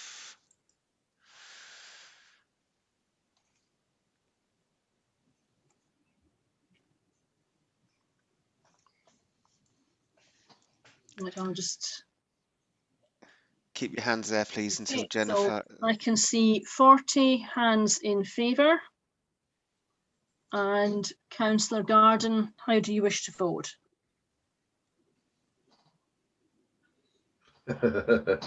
For. I'll answer for her. No, can I just answer for herself? Thank you. I'm not hearing anything, so I'll mark her as abstention. So that's carried. Okay. Thank you very much. Okay, item 13, Treasury Management Strategy 2021-2022. And again, over to Councillor Turner. Yes. Sorry, Ed, just before you start, Jennifer, can you just put all our hands down, please, as well? Thank you, I appreciate that. Sorry, over to you, please, Ed. Yeah, thanks. Oh, sorry. Yeah, thanks very much indeed, Lord Mayor. I mean, this is, as people will know, the strategy that will govern our investments and also our borrowing over the coming year. It's a difficult climate with low interest rates. This is not a document which has changed greatly compared to previous years, although it does relate to the new budget that we've agreed, and I hope it will go through. Thank you very much, Councillor Turner. Do we have a seconder, please? Councillor Ray Humberstone, thank you very much. Councillor Ross Smith, you've just put your hand up. That's correct, Lord Mayor. Am I allowed to speak? You certainly are. Thank you. This is a very important document that we're looking at this evening, and I realise that a lot of people would rather be watching the Handforth Parish Council. As Steve Goddard mentioned earlier this evening, I will keep my remarks short and to the point. There are a lot of unknowns, shark-infested, uncharted waters, as I've mentioned before, and for the moment, I will be abstaining on this particular one. The report includes some enormous monies and figures, in fact, and I am not convinced that we are actually going. There's a lot of in it that I'd agree with it, but there are a few things that I'm unhappy about. So I will be abstaining. So I shall keep my remarks to that and that alone. Thank you. Thank you very much, Ros. It's your prerogative. Okay, what we're going to do now, Jennifer, we're now going to ask everybody to vote for, so raise their virtual hands, please, and please wait for instructions from Jennifer before you put your hands down. Thank you. So that's everyone voting in favour of the recommendations. Oh, hold on, sorry, I forgot. Okay. Sorry. All those in favour of the recommendations on the report. I'm sorry, I can't put my blue hand up. That's okay. But I'm voting for. Okay, so that's Councillor Azad for. Right, I'm seeing 31. Councillor Azad, you have got your hand up.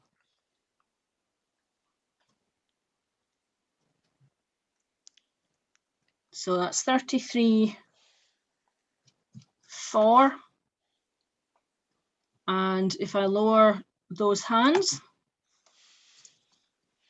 and can I see all of those against?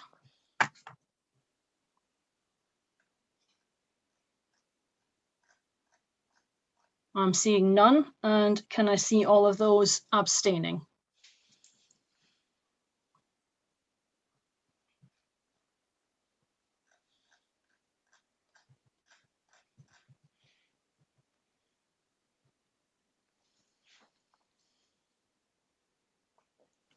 And that makes 8 abstentions.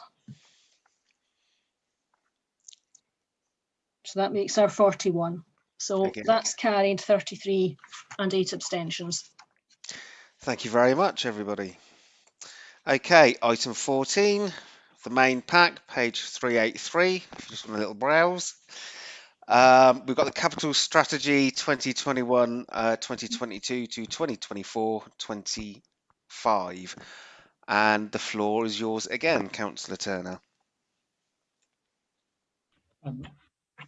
Thanks, Lord Mayor. Again, I'll be brief. This is a useful document which sets out how we handle capital expenditure in our council, how we deliver our capital programme. It's a very good guide to our processes and to a good degree as well. It actually just flows from the budget that we just agreed, so I hope we'll be able to agree it. Thank you. And can we have a seconder again, please? Councillor Tanner, thank you very much.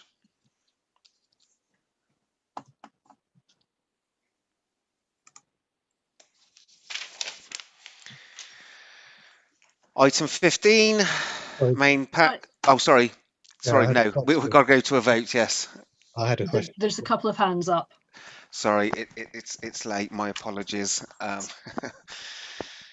Okay, before we go to the vote, so we have two hands up, Craig Simmons and Councillor Ross Smith. So over to you, please, Craig. Appreciate the challenges of chairing these meetings. Lord Mayor. So I think if I'm reading it correctly, the capital strategy needs updating because it is from 2022 to 24. If you look at paragraph under the environmental considerations in capital decision making, paragraph 6.3.3, it quotes, I think, an old figure that we're looking for a reduction of 5% carbon emissions. And I think the new 2030 strategy is 10%. I think we've changed it from 5% to 10%. So if this is a capital strategy for the next few years, I think it should be updated. Can we have some clarity on that, please? From Ed or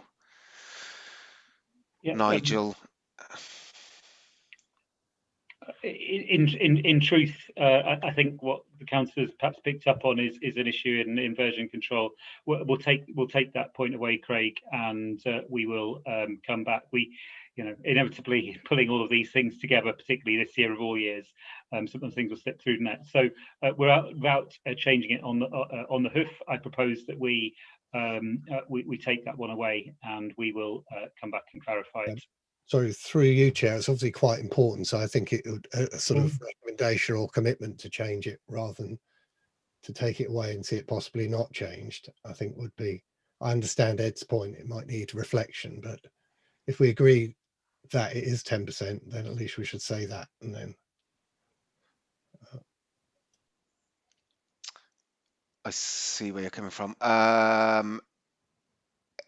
What I'm going to do, let's just take, we've got two more people who want to speak, Councillor Ross Smith, Councillor John Tanner. Whilst they're speaking, I'm just wondering if one of the officers and Ed just can have a quick conversation before we get to the end of this, please. Councillor Ross Smith, over to you, please. Thank you, Craig. Thank you, Lord Mayor, and thank you, Craig. You fixed my point that I was going to make too. But again, I shall be abstaining on this. It is not the capital strategy that the Lib Dem group would have liked to have seen. There are a few amendments that we'd have seen. Thank you. Thank you, Ross. Councillor John Tanner, over to you, please. Yeah, I think it's clear that the council is committed to a 10% reduction. So I would suggest that we agree the report, but give power to the cabinet member in consultation with Nigel,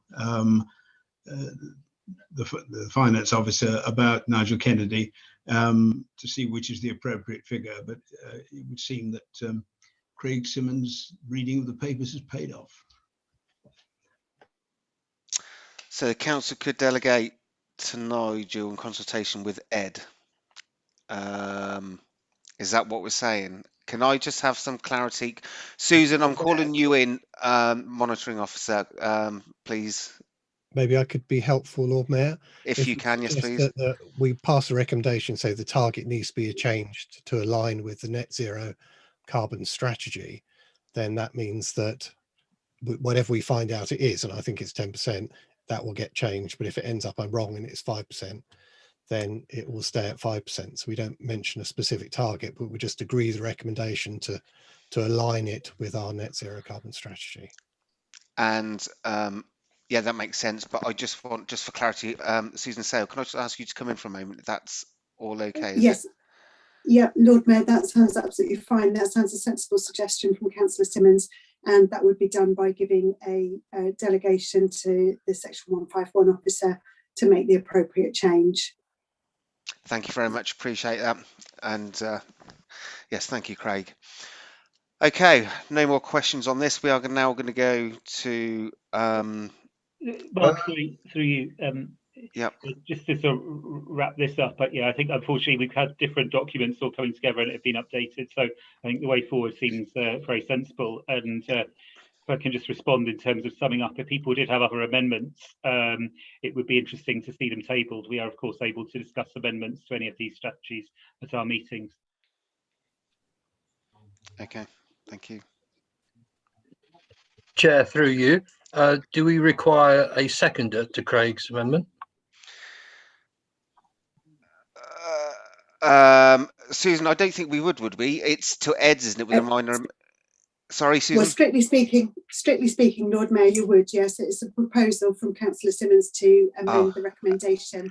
So strictly speaking, you would Happy to require a second. seconder as well. Okay, Councillor Ed Turner's got his second. hand up to second Craig's motion. Okay, I'm glad we've got a bit of clarity around that. Right, please, can we move to the vote? We're in Jennifer's hands again. We are looking for virtual hands. 4, and over to you, Jennifer, please. So that's all in support of the recommendation to approve the capital strategy as attached at Appendix A, with the delegation to the Chief Finance Officer in consultation with the Cabinet member to make corrections to the target for net zero carbon strategy. I think I've mangled that slightly, but I think you've got the gist. Yes.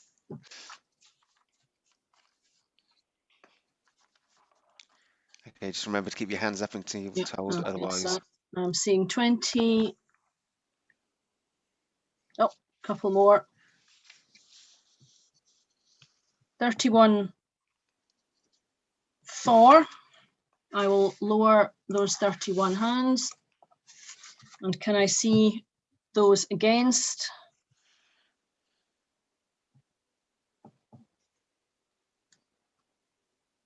I'm seeing 1. And I can put that hand down, and then those who are abstaining, please. Jennifer, I haven't raised my hand. I'm for. It's through you, Jennifer. I think that it's too late now. Sorry, I will come back to those who haven't put a hand up at all, if I don't add up. So that's 8 abstentions, 1, 2. So that should be 40. Have I missed anyone?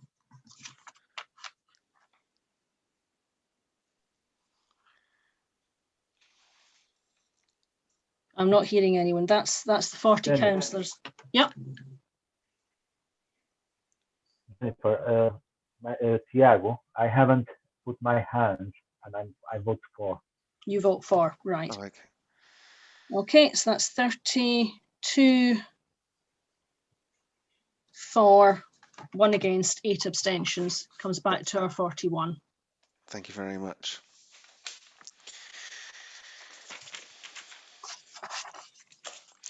Okay, item 15, review of the statement of the licensing policy. Over to Councillor Colin Cook. Thank you, Lord Mayor. I recommend Council adopts the updated statement of licensing policy. Thank you. Can I vote on this or not? Well, I think Council are about to vote on it, yes. So yes. Yes. Okay, that's fine. Thank you. Okay, again, over to Jennifer. Do we have a seconder, Lord Mayor? Councillor Mike Gotch. Let's even it out. Yep. So Gotch. Okay. Okay, so this is to adopt the statement of licensing policy as set out in the agenda. Can I see all those in favour, please?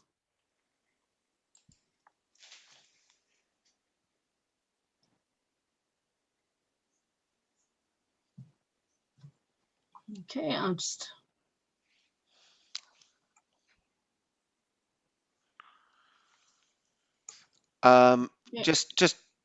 Just for clarity, sorry.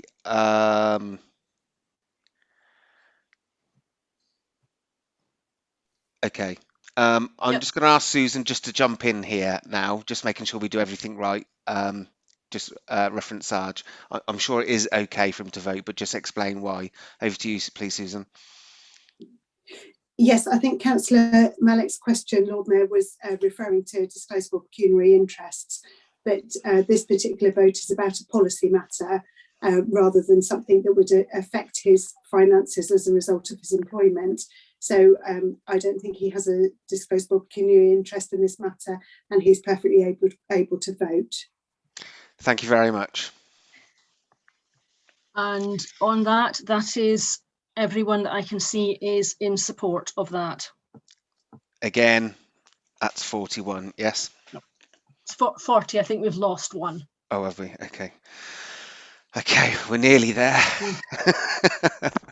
Okay, item 16, programme approval, allocation for public sector decarbonisation funding.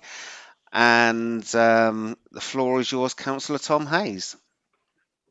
Thank you, Lord Mayor. The scientists say that we're 1 minute to midnight in terms of the climate crisis, but I'll keep it short because I don't want us to get to that point now.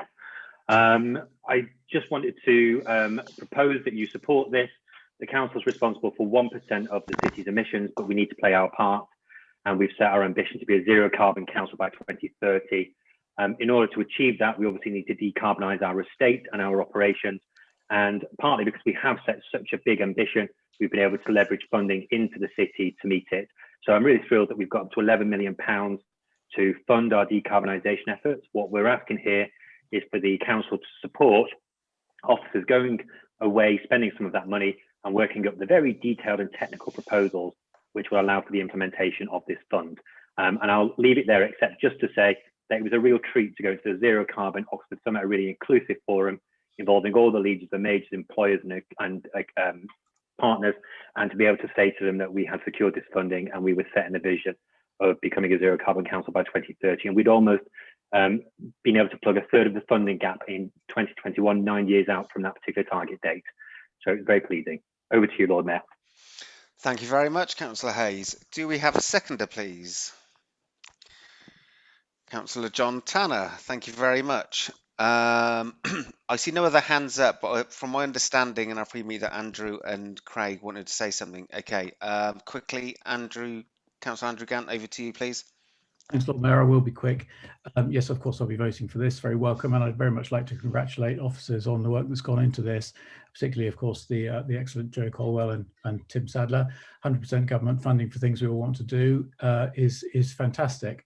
And we note that government's up to its usual tricks of making councils apply and deliver on unreasonably short timescales, and indeed removing any opportunity for the council to input into the terms of what the report rightly describes as take it or leave it. That's not helpful in terms of sensible planning. Just one quick comment.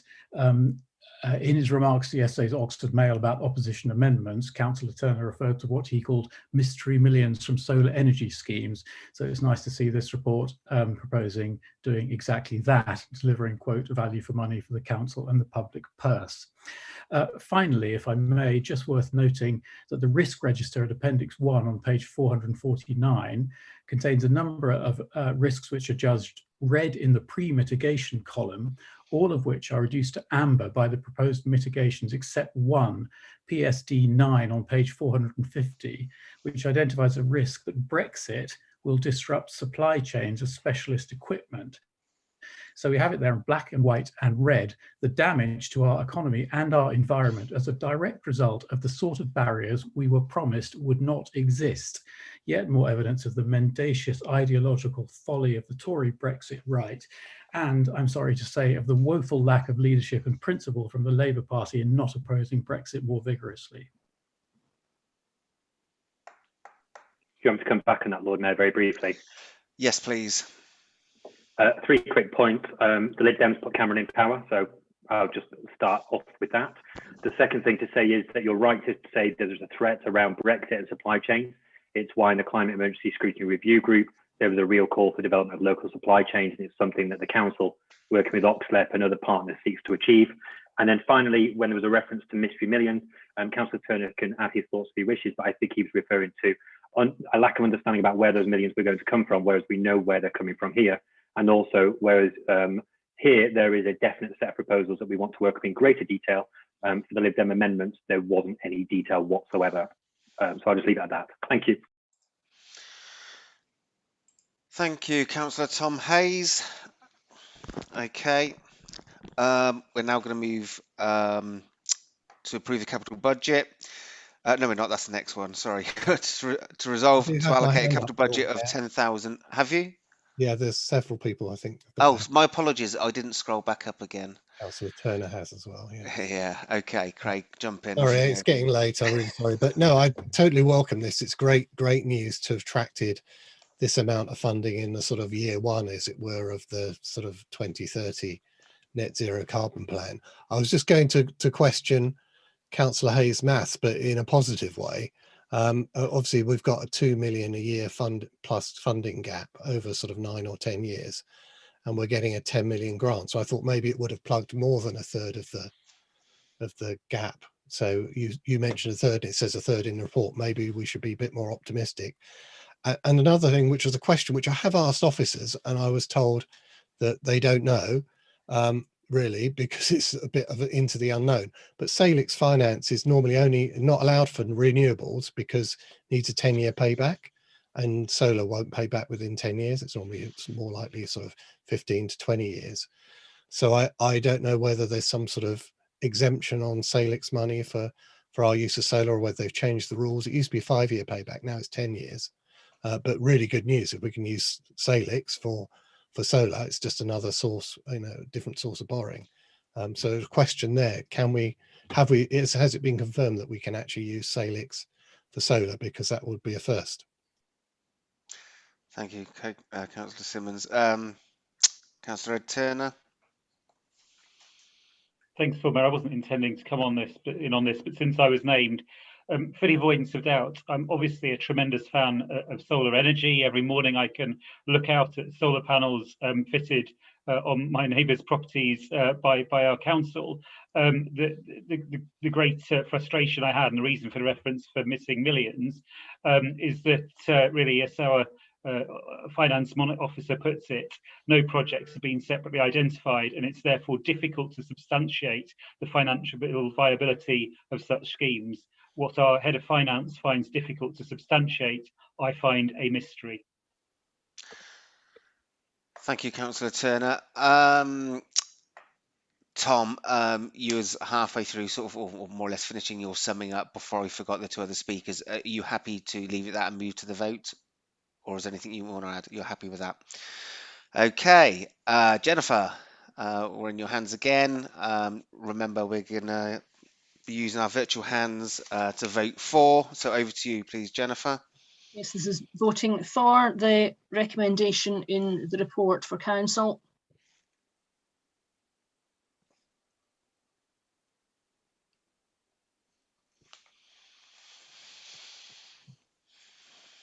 Just give people a second.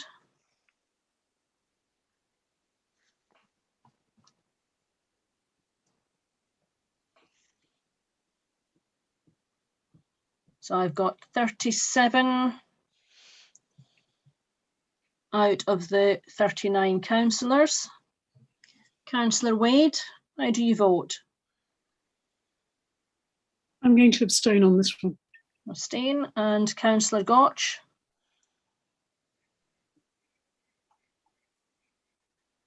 Is Councillor Gotch with us? Is he fallen asleep? They may be having connection problems. No, he's there. He's voted for it. He put his thumb up, Jennifer. Yeah. Sorry? He put his thumb up. He has, thumb right. up. So that's 38 for and 1 abstention, Lord Mayor. Thank you very much.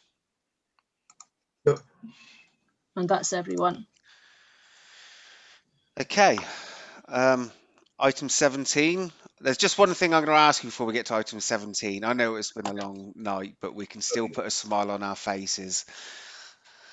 Okay, so item 17, housing and asset management system project update and funding position, and over to Councillor Rowley. Thank you, Lord Mayor. As members will know, in 2018, we approved a project for a comprehensive housing asset management system, bringing together data on all aspects of housing across the council and Oxford Direct Services. Unfortunately, there have been repeated delays in the introduction of this system, resulting in some additional costs for the council. I'd like to assure members that these are not costs that are to be paid to the contractor Aerion, and that we will do all we can to minimise and recover these extra costs. As you would expect, I've interrogated this matter in some detail along with Cabinet colleagues over the last few months, and I remain satisfied that the new system is necessary, that it will bring us significant savings in the long term, and therefore that it still represents best value for the Council. Clearly, there are lessons to be learned from this experience, and these are set out in the confidential appendix. Suffice it to be said in this public forum that over the last couple of months, I find myself sympathising with all the other public bodies which have been criticised in recent years for cost overruns in IT procurement, from a market not necessarily well equipped to deliver what the public sector needs in the modern data control environment. I will now stop and leave it to other members to make points or ask questions. Okay, do we have a seconder? Councillor Tanner. Okay. Of course.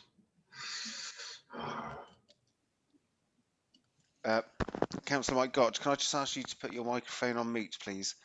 Okay, thank you very much. Appreciate that. Councillor Liz Wade, please.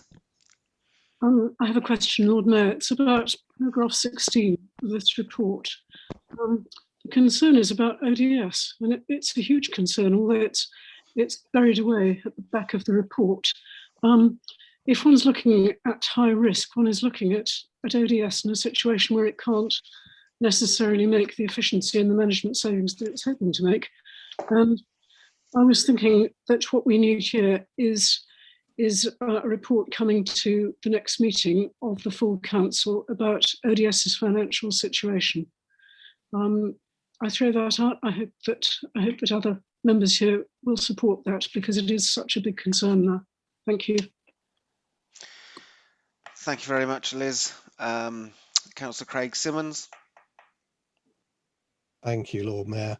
And obviously I'm going to try to not to deal with anything that's in the confidential report. So no doubt officers will stop me or refer me somewhere else. I mean, I've had a briefing on this project, opposition have had a briefing. So thank you very much. It's obviously a project which has gone wrong, and the cost has increased over time from 2 million to more than 2.6 million. Clearly that's unfortunate. But I really appreciate the frank analysis of what went wrong here in the public report, and obviously in the confidential report as well. But what it doesn't mention in the confidential report or here, and I think it's reasonable to ask, is that it mentions a lot about contractor and that sort of side of things, but doesn't mention much about what we're doing. I don't blame our staff at all. Clearly it's a resource and a capacity issue. And I'm just wondering what we're doing to address that. Are we recruiting? Are we upskilling? You know, and it's a sort of, I think, a legitimate question which I can ask in public. Hopefully I can. If not, someone will tell me to ask it at some other forum. Thank you very much, Craig. Councillor Rowley, do you want to, oh, sorry, my apologies. Councillor Nigel Chapman, over to you. Yeah, thank you very much, Lord Mayor. To answer the last point, I mean, most of the extra spend here is about upskilling in terms of the project management, which I think it's fair to say it was relatively weak at the beginning of the project, but it's now much stronger. It's partly because of that stronger project management that we're able to really get to the bottom of the costs and the time frame. I think this project is tantalizingly close to getting over the line, but it needs to be pushed. And that's why a May 21 deadline for its introduction seems to be reasonable to me. It would not be wise to push it too hard at the moment. We're getting towards year end and all those complications, which would make it very hard to deliver. So that's the background to the reason for the spend. And I'm sure we will continue to be tough with the supplier about all the shared risks in this project. On Liz Wade's point about a report, I mean, obviously the Shelter holds the directly owned companies to account in a very thorough way for all its activities. And we have obviously looked into some detail the impact on ODS of the delays on this project. There will be some cost to ODS, but I think we have to put that in the context of other commercial pressures that it's facing. So I don't think it's a kind of huge amount of money that is being lost here. There'll be some, but provided we get going in May, then they'll be able to make the savings for most of the financial year next year, and it will have a beneficial impact on ODS's bottom line. So I would urge against a sort of major extra piece of work about this, because there are mechanisms already in place to hold ODS to account for its performance. Thank you, Councillor Chapman. Okay, Councillor Ali, do you want to very quickly sum up? No, Lord Mayor, I think Nigel has done it for me. Thank you very much. That's what I'd like to hear. Okay, on the hands again of the Clerk Jennifer Thompson, and this is to approve the capital budget for additional expenditure. So over to you, Jennifer. Indeed, and if I can see all of those in favour, I'll give people a minute to put their hands up.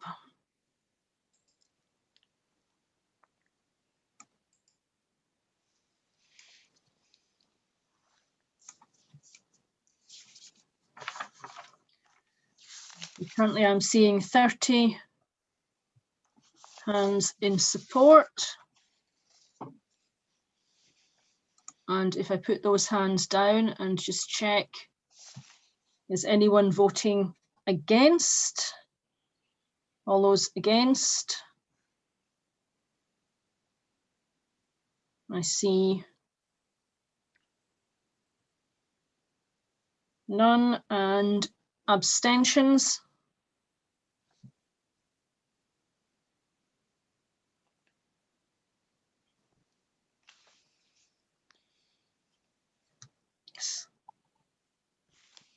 See, 1, 2, 3, 4, 5, 6, that's 8. And has anyone been unable to raise their hand? Councillor Arshad. Okay, and how do you vote, Councillor? 4. 4. Okay, so that's 31 for, none against, and 8 abstentions, Lord Mayor. Thank you very much. Just before we finish, again, I'd just like to thank all the officers again for their continued hard work, and and especially the officers who are here now, and all you councillors as well for being courteous and your contributions toward the budget. And remember, keep giving, keep sharing, keep smiling, and especially thank you to all those thousands of volunteers who've helped out throughout the pandemic.